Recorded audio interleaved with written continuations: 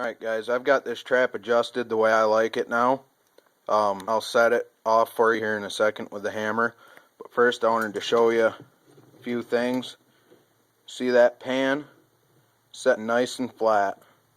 You don't want it sticking up in the air, because then it's really hard to make a good set with it. And you don't want it leaned down too far, because then you're going to have problems if you get any dirt under it, which you don't want dirt under your pan anyhow. But if you get anything under it at all on accident, you're going to have a problem with the trap not going off. You're going to come back. There's going to be a nice footprint right in the middle, and your pan's going to be pressed down as far as it'll go and not set off still. So your pan location is a big part of this. Another thing I want to show you, I'm going to flip that jaw up. All these traps, well, all of them that I've ever dealt with, they come with a lot of play in the pan. See that? I'm barely moving that thing, or barely touching it, and it's got all that play in it before it ever goes, I suppose.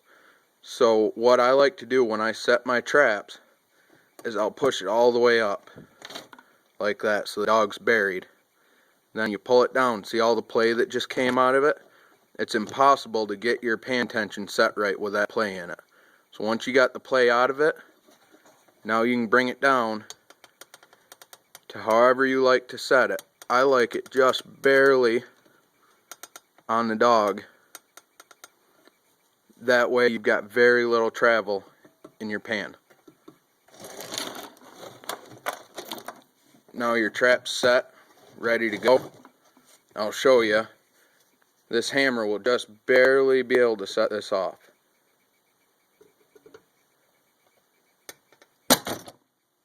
That was just the hammer. I set it on there, and it took a second, but it set it off. So now that trap is adjusted, ready to go. That's how I set them.